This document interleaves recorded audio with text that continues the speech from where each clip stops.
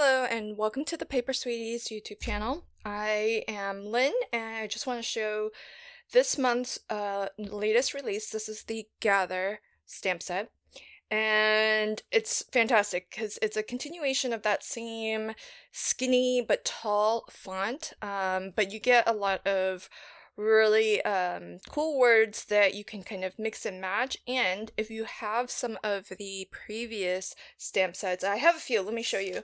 I've got Blessed, which is in that same font, so you can start to mix and match because each of these words is a separate stamp.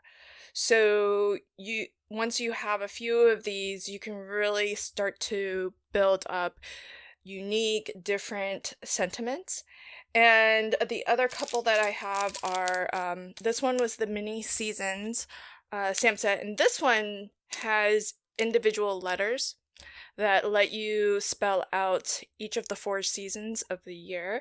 And so while it's not the entire alphabet, you get quite a few letters, and I have a separate video of a little book of poems that I made. So it's actually kind of surprising when you sit down to kind of brainstorm the different words that you can create with this set alone.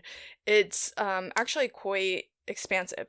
So between having words that are kind of already assembled in individual stamps, any words that you might need, having these individual letters is really convenient as well.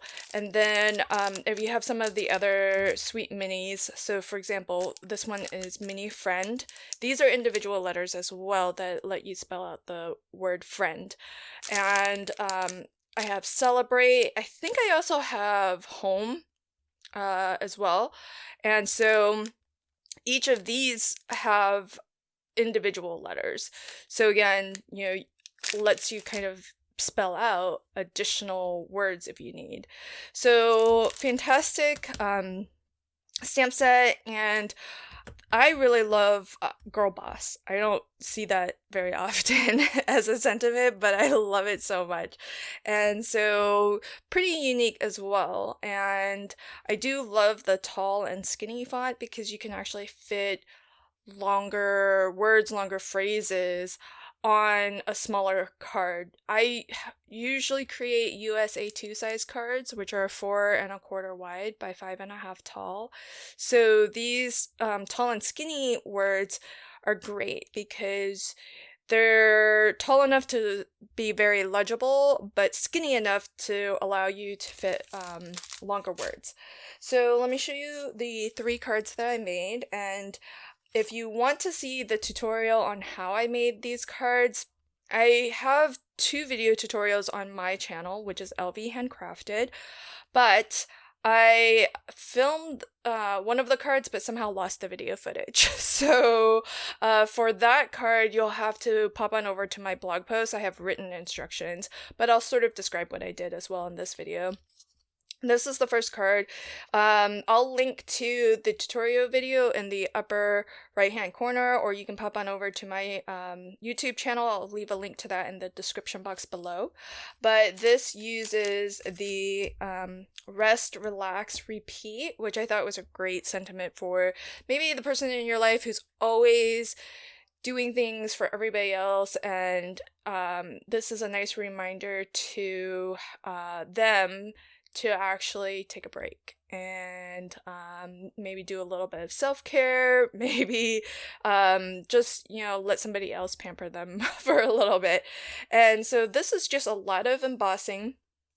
I've done clear heat embossing on the darker areas here, so that's not an additional color, that's just clear watermark ink. I happen to use Versamark, and then clear heat embossing, and the watermark ink will just darken any colored cardstock, and it's more pronounced the darker your cardstock is. And then I just gold heat emboss the word repeat.